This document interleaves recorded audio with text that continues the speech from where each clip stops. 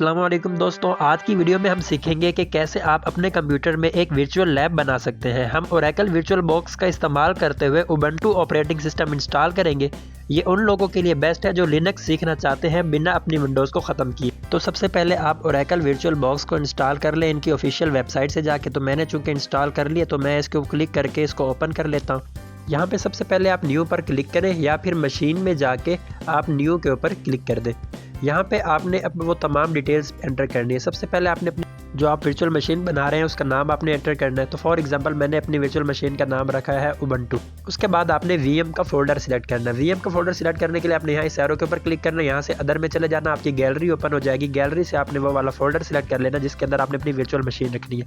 आपने इस चीज़ का ख्याल रखना है कि आपने वो फोल्डर सिलेक्ट करना है जिसके अंदर ओरेकल की तमाम फाइल्स इंस्टॉल होगी और जिसके अंदर एनफ स्पेस भी होनी चाहिए ताकि ओरेकल को वो सपोर्ट कर पाए। तो मैंने यहाँ पे सिलेक्ट फोल्डर पे क्लिक किया तो ये हमारा फोल्डर एक सिलेक्ट हो गया है। ISO फाइल, ISO फाइल में आपने उबंटू की वो ISO फाइल दे दी है जो आपने डाउनलोड की। अब ISO फाइल में हम वो फाइल देंगे जो हमने डाउनलोड की थी। तो आपने यहाँ एरो के ऊपर क्लिक करना है, अदर के ऊपर क्लिक करके वो जो ISO फाइल उबंटू की आपने जहाँ पर डाउनलोड की हुई है आपने उसके ऊपर क्लिक करना है।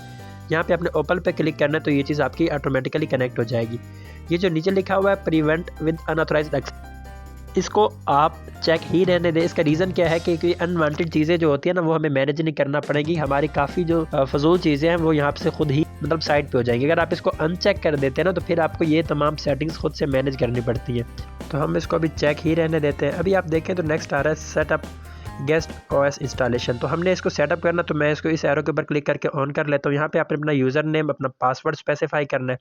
इससे एक चीज़ का ख्याल रखना कि आपने बीच में स्पेस प्रेस नहीं करनी, ठीक है।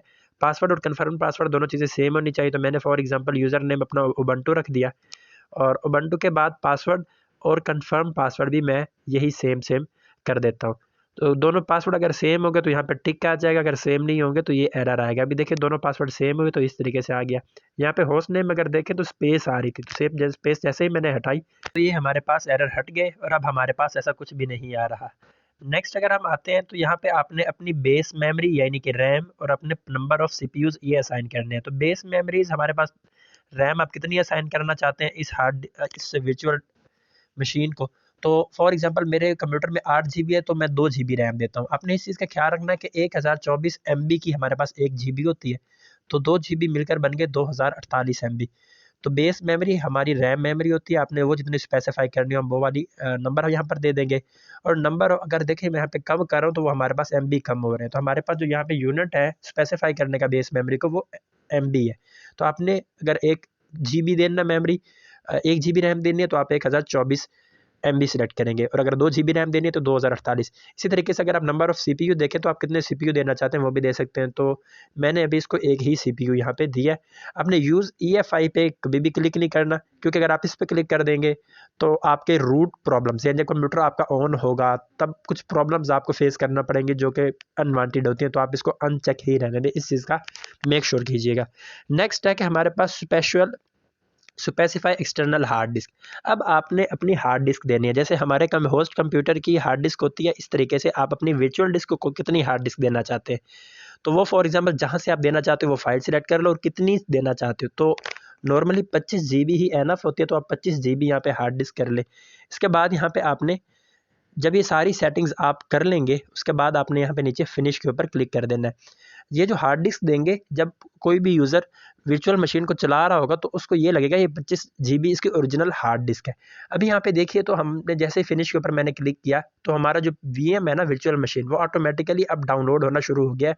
वो कह रहा है कि ऑटोमेटिकली यानी खुद ही डाउनलोड होना शुरू हो जाएगा। तो अब हम इसकी सेटिंग्स को मुकम्मल होने देते हैं। तो हमारे पास वो प्रोसेस मुकम्मल हो गया था। अभी देखिए ये एक ब्लैक स्क्रीन आ गई। जब ये ब्लैक स्क्रीन आएगी तो आप नीचे दूसरे वर्चुअल बॉक्स के ऊपर क्लिक करेंगे तो देखिए आपकी अब मशीन चल गई है, वर्चुअल मशीन चल रही है। थोड़ी देर ये ब्लैक स्पेस रहेगी। आप चाहें तो ये जो क्रॉस के साइन रेक्टेंगल का बॉक्स है इसके ऊपर क्लिक करेंगे तो ये फुल स्क्रीन के ऊपर चला जाएगा।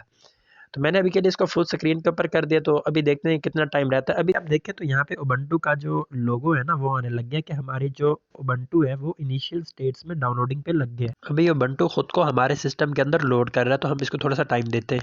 तो ये हमारा उबंटू का लोगो यहाँ पे आ चुका है। इसके बाद कुछ इस तरीके की प्रोग्रामिंग आपको शो होगी। तो ये ब्लैक स्क्रीन आ गई। अभी यहाँ पे देखिए कि हमारा जो वीएम की स्टेट है ना वो सारी डाउनलोड हो रही है। तो अभी यहाँ पे देखिए हमारे पास ओरेकल का जो लिनक्स का इंटरफेस है ना वो दिखना शुरू हो गया। बट अभी ये कंप्लीट नहीं है। अभी देखिए यहाँ पे कुछ फाइल्स डाउनलोड हो रही है। तो इन फाइल्स को मुकम्मल डाउनलोड होना देते हैं। तो जैसे ही ये फाइल्स मुकम्मल डाउनलोड हो जाएंगी तो ये आपको कुछ इस तरीके का इंटरफेस दिखेगा लिनक्स का। यहाँ पे आपको बताया जाएगा कि क्या क्या चीज़ें होंगी यहाँ पे जिनके ऊपर हम काम करेंगे। तो वो सारा बेसिक इंटरफेस समझने अच्छा ये खुद ही चेंज होता रहेगा। तो जैसे ये मुकम्मल होगा ना तो आप यहाँ पे देखिए आपका लिनक्स का जो ऑपरेटिंग सिस्टम है वो आपके पीसी में सक्सेसफुली इंस्टॉल हो जाएगा। उससे पहले आपको ये लोगो देखने को मिलेगा। ये आपसे पासवर्ड मांगेंगे तो जो आपने पासवर्ड सेट किया था ना वो पासवर्ड आपने दे देना इनको। अभी यहाँ पे देखिए तो यहाँ पे मेरे से वो पासवर्ड मांग रहा है जो मैंने वहाँ पे सेट किया था। तो मैंने इसके ऊपर क्लिक किया। अभी पासवर्ड के ऊपर मैं जाता हूँ। यहाँ पे मैंने अपना पासवर्ड एंटर किया। मैंने अपना पासवर्ड उबंटू लिखा।